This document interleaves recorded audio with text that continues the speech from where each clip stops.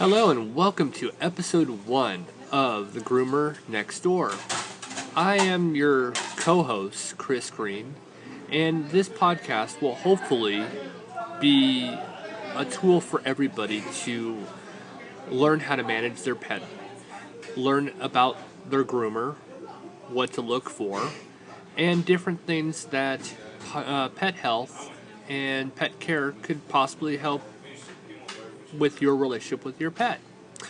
Like I said, my name is Chris Green, and I am going to give you a small, brief summary of what we're going to be doing.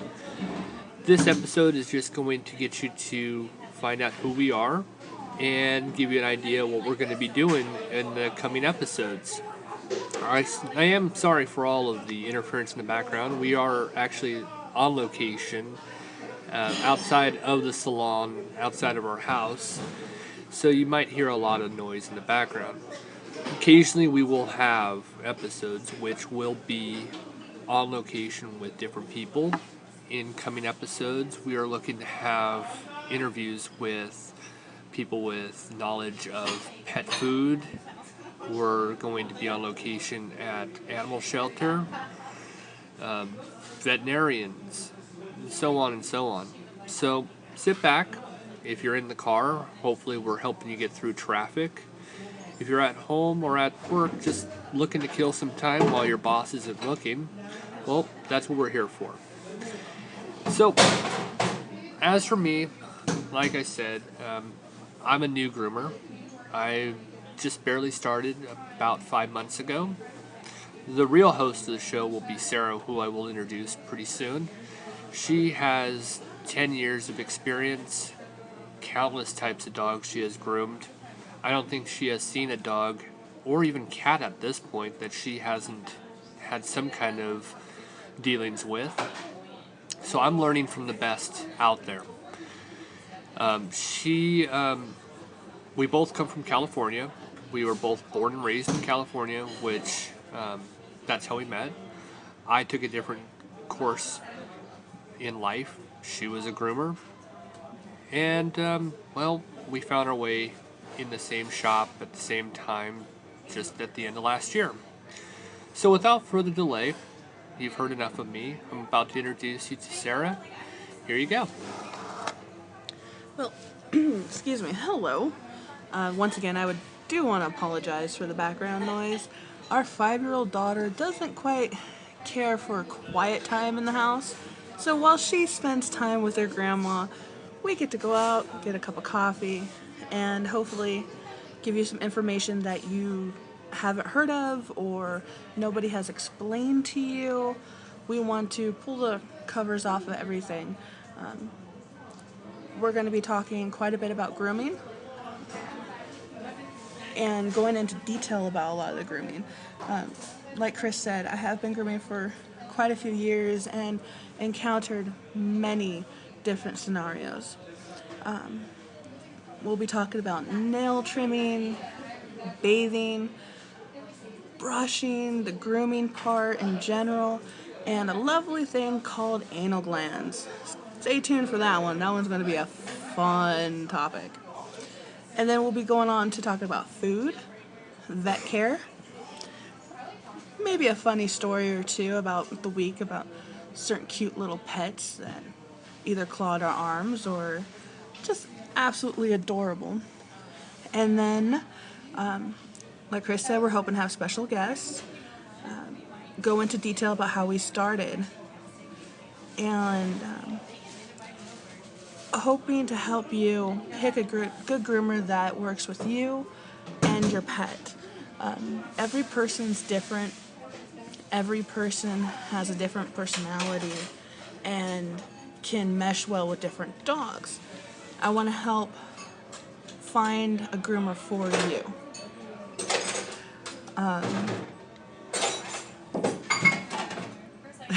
All the noise is distracting, kind of. All this will be going on in future episodes. We're not going to give you all this information all at once and blow your mind. We want to do 30-minute episodes once a week just to give you a little bit of information. if we're fortunate to have some of our loyal customers decide to download this podcast, welcome. We are very glad that you actually would like to listen to us. We are here for you at all times. This is going to be an outlet for you as well. We will definitely encourage, if you want to email us, we will be at the Groomer Next Door, all one word, groomernextdoor@yahoo.com. We'll check our emails periodically through the week, put together show notes so that we'll be able to answer all of your questions.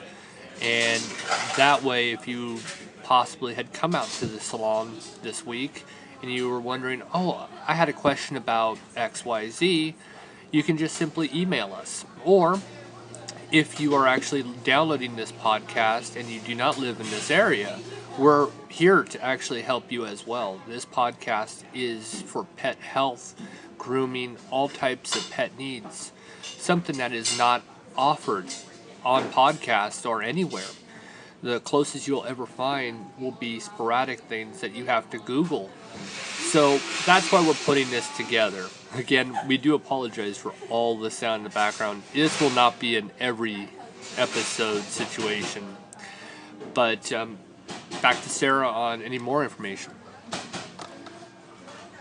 Well, I guess we can start off on talking about how we started out in grooming. Obviously, Chris has got a later start than I did.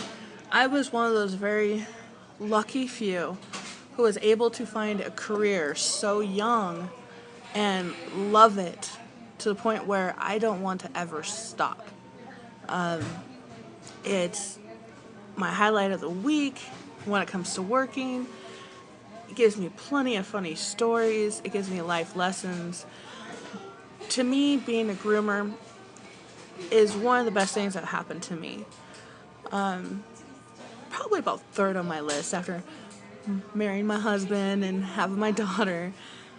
Grooming has really given me an outlook on life. But I started out in California, out in Orange County, and I started out as just a basic bather and brusher. Washing them, trimming their nails, brushed them out. It's just simple, basic, keeping the pup healthy. About 3 months into my bathing, my manager saw something in me and knew that I could be at least a relatively decent groomer. So instead of me waiting the full 6 months to send me to an academy, she sent me within 3. So as I went off to grooming academy, I learned the basics. And when I mean basics, it's bottom line how to hold your clippers.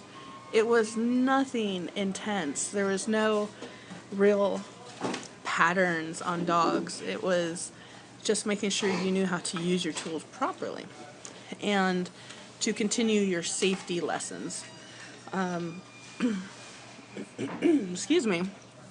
So, as I went to a grooming academy, we were all taught that when you pick up a clipper, you are going to do something that's going to last for at least 6 weeks.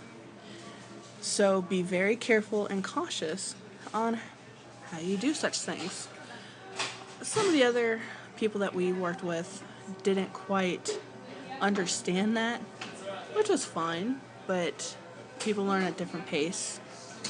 So I got done with my academy, got back to my actual salon, and that's when we really learned how to do the breed cuts, from schnauzers into just a teddy bear head or whatnot.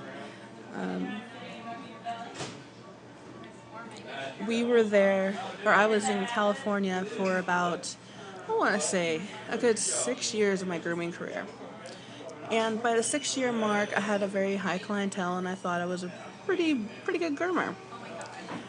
We moved out to Missouri to help take care of my father since he fell ill, and I found a salon here in town. And being there really helped me understand customers and the dogs, and actually boosted what I did to another level. It sparked something in me to want to learn and Google, I guess you can say in a sense, about different issues that pets go through, different issues that owners go through, how to see things from the owner's perspective and not from the groomer's perspective.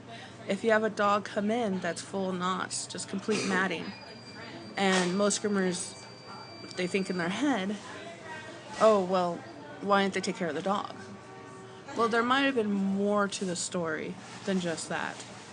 And as I started getting more in tune with the customers, I started really realizing that I had more of a passion to start helping people get over their issues or to overcome a dog that's trying to bully them because they didn't want to sit still to get brushed. And owners who didn't quite understand the importance of decent dog food, or the ones that can't afford real good dog food. There's ways to get around that too. If you don't have the budget to spend $30 for a bag of dog food, there are supplements you can give your pup to help counteract the ingredients that are in the grocery brand dog food.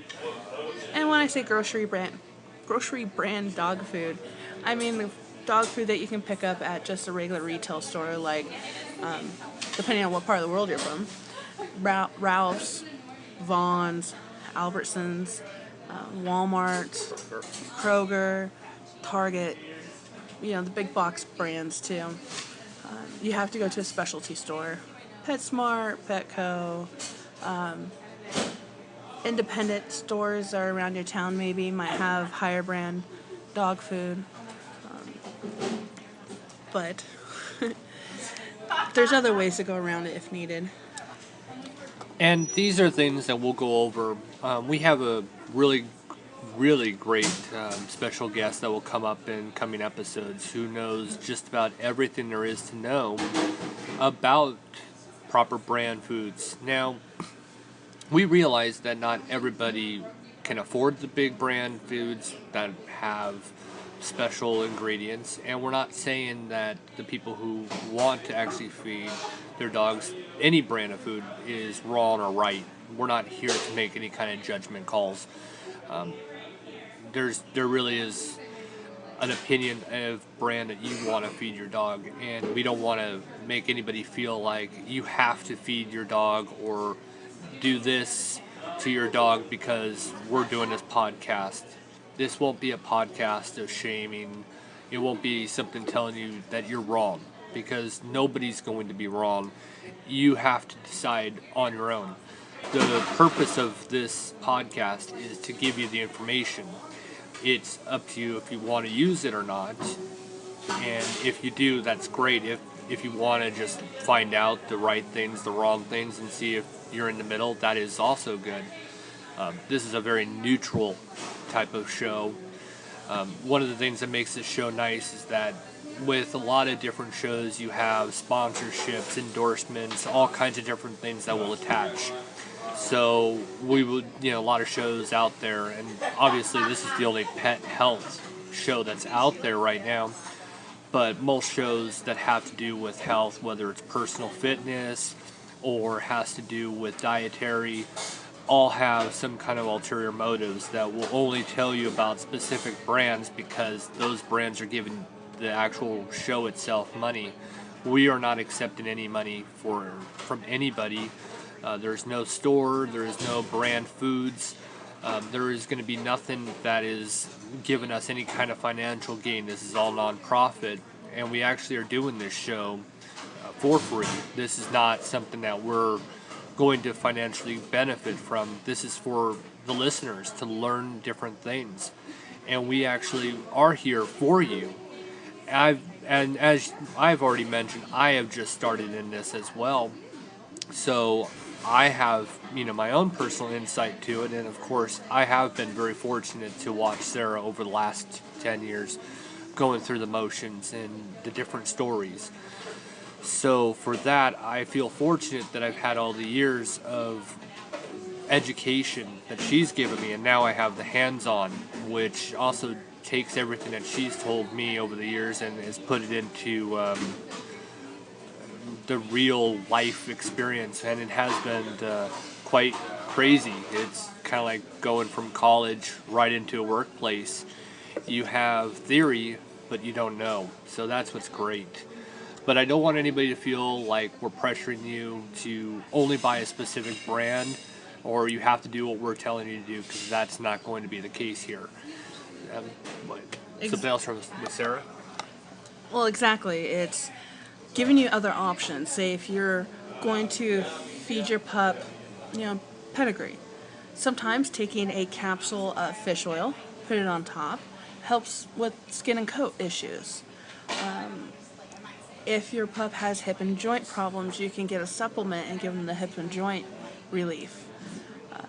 We just want to try to give you other options that aren't terribly expensive, so you can, keep your pup as healthy as possible. We want to try to keep keep owners healthy and happy with it, get pups healthy and happy, and information that some people just overlook sometimes. Dog food, that is probably the best choice to start talking about. Everything starts with the dog food. A lot of people don't quite understand that, but if you look at the ingredients on the dog food and you see how far down the protein is, it shows how little it actually has in there. A lot of pups are allergic to certain ingredients that are in the dog food. One of them would be corn. Corn is the biggest contributor to skin issues. It's the biggest contributor to yeast infections in the ears, yeast infection on the skin and paws. Once a dog gets an ear infection from the yeast built up from the dog food of eating all the corn, they scratch it with their paws. And then owners take the dog into the vet to get the ears treated. Well, the infection has spread to their paws, and as they're scratching their ears, the infection is going back and forth. So it goes from ear to feet, ear to feet. It's a vicious cycle. Best way of stopping that is removing the corn from the food. Look at the ingredients. Go to PetSmart, go to Petco, go to an independent dog facility, a boarding or a grooming facility that might have actual dog food for sale. Great brands would be Nutro. Then you have Taste of the Wild and Nutrisource and so forth. And what's great too is that later on in the shows, I am going to be bringing in a special guest who is really thoroughly involved with trying to keep the most healthiest food and diet for your pet. His name is Keith, and I can't wait to have a sit down with him and talk about it and ask him questions, and hopefully it will enlighten you on a few different choices, maybe rethink a couple things. It would be a real fun time with him. He's a great guy. He knows his stuff. The only thing is that I'm hoping that the 30-minute show will be enough, because he does like to talk. So I'm hoping that we actually can get as many questions in as possible. So if you are listening to us for the first time, please, again, email us, the groomer next door at yahoo.com. The more emails that we'll get from you, the better, because we can ask these questions while we have him. And then when we put that podcast together, we will ask him these questions while we're actually in front of him. That way, when you're listening to that episode, your question can be answered on our podcast, and we'll be able to give you some insight. And that way you can feel like you're a little bit more part of the show. Even if you aren't one of our customers, we don't have any issue with answering any of your questions. Or even if you're not just an owner, but if you're another groomer, we'll be more than happy to speak with other groomers. That would be amazing. Send us an email, talk about different scenarios you might have gone through, or how you would have dealt with the scenario. Or if there's something that you want to be brought into the light to owners that may not know exactly how to handle certain situations, definitely groomers out there, please email us. I am not the dog hog kind of groomer. I love speaking with other groomers. I like hearing their experiences, how they would groom, how they would use their tools, some suggestions to offer to customers. Just give me an email. I'm more than happy to talk to you about it. Or if you feel like I even made a mistake and you want to correct me, just give me an email. We'll discuss it.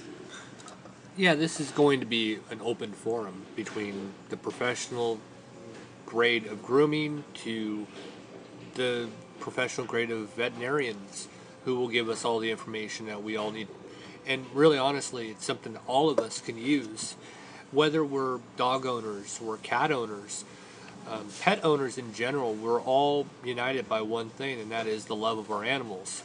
And that's what we're all here for. And that's one thing that Sarah and I both agreed we didn't see anywhere was people actually dedicating time to the health of pets. We see it all the time when we go out. We see it all the time when we're online. You'll get the pop-ups on your computer about health, dietary, working out, etc. But you never see it about your animals, which seems a little bizarre considering we're in 2014 and we never see it. So it just doesn't make sense. Well, animals in general are such a big part of our lives. Dogs are just this huge childlike animal. I'm sorry, I don't know exactly how to describe it. All I know is that you look at your pet, you love them. Some people love them to the point that, like, they're your child. Some people love them that they're their guard dog and they're willing to protect their family. We ourselves have 2 dogs and 2 cats. Our 2 dogs have 2 different roles. We have Roxy, which is a pit bull lab mix, and she protects the house. She lets us know if somebody's on our property or if somebody parked in our driveway. And then we have Katana. Katana is our Akita. She's also our mascot. She's the picture on our podcast. And Katana is a goofy, fun-loving, jumping up and down, playing with our 5-year-old. She walks the perimeter, making sure we're safe too. And then we have our 2 cats, and they're a little standoffish. They want love when they want it on their time. They're typical cats. Well, the funny part is we inherited one of the cats. The first cat, which is named Mama Kitty, and there'll be a purpose for that in a second. And we inherited her because when we moved to Missouri, her dad, when they moved into this house, this cat was left there. So Sarah's dad actually kept the cat and took care of the cat. And then when we moved in, I have a tendency to bond with animals a lot more than people. And Mama Kitty became more my cat, which she's everybody's cat, but she kind of gravitated more to me. And then within the first 6-8 months, she had been going in and out of the house, ended up getting pregnant. There led to a litter, which Mama Kitty decided to have on my lap one day. And coming from that, we kept one of the kittens named Callie because she was a calico. We learned very quickly how important it is to spay or neuter your animal. After that, we were done. After that, we kind of realized outdoor, indoor, it doesn't matter. You really have to spay and neuter your animals. And I know it sounds like a cliche from Bob Barker, but we will go over the benefits of spaying a cat or neutering a cat in other episodes. And dogs. And, of course, dogs. Cats have a very territorial portion, more so, I think, than dogs. again, these are things that we'll... There's pros and cons to go over. Yeah, and it leads open to another episode, which we don't want to, like we said before, we don't want to leave everything on the table all at once. We actually are hoping that we still have your attention 25 minutes into the show. As you can tell, we might be husband and wife. We don't act it ever. Actually, we've become more immature over the years together. Instead of maturing, we're more immature. We're a bunch of big goofballs that love what we do. We love dealing with the pets. We love just having a good time. And when you get a bunch of animal lovers into one room, I don't think you can actually get people that can fight. Because we all have one common goal: to love our pet, to provide for our pet as best as we possibly can. It does make it really difficult when you have a shared bond. Both Sarah and I, we very rarely ever fight. It's one of those kind of rare things. And you'll hear that over the episodes. We're sharing one mic right now amongst all this chaos around us. All the intentional noise is what seems to Yeah, be. it seems like everybody is coming around our little quiet little cubby corner right now, which there's approximately 2 people in this entire place right now, and yet everybody seems to be right here, almost as if they know we're doing something important. Let's get on the show. Let's get on the show. Anyway, it just seems like that. And again, we do promise, every episode 1 of every podcast will come off very crude, without any kind of professionalism and everything. No perfect, quiet areas. And I definitely have listened to my fair share. I've always noticed that in all episode 1s. But we do hope that so far we've made you smile a little bit, made you think. That's our biggest goal here. Ice machine. But yes, we will get better at this, I promise. And as we continue, we get our goals met. We just want to make sure to let you guys know this is what we have in store for you. We want to make sure that we are pleasing to everyone, and hopefully, even strike a nerve on a couple things. You might think, oh, well, I don't do that for my pet, or, oh, I feel bad because I put my groomer through that. We're going to talk about everything. Maybe the not so nice parts of grooming, maybe the dirtier side of grooming, I guess you can say. And, just everything. But one thing we will make sure is we want to keep this as clean as possible. We want to make sure that if you do actually have us on your iPods or MP3 players in your cars, that you can listen to this while taking your child to school, because that is very important as well to us. We want to make sure that we're a kid-friendly environment so that you as pet owners can listen to this and not be afraid of the routine dropping of an F-bomb or something really derogatory, and then have to worry, did my child hear that? As parents, we understand how hard that can be to try to shield your children, and it is quite impossible, but we do plan on keeping this as rated G as we can.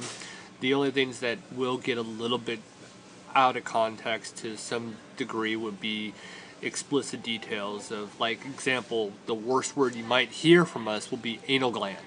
And then at that, we'll try to just use the word glands after we introduce the fact that, okay, well, we're talking about expressing anal glands.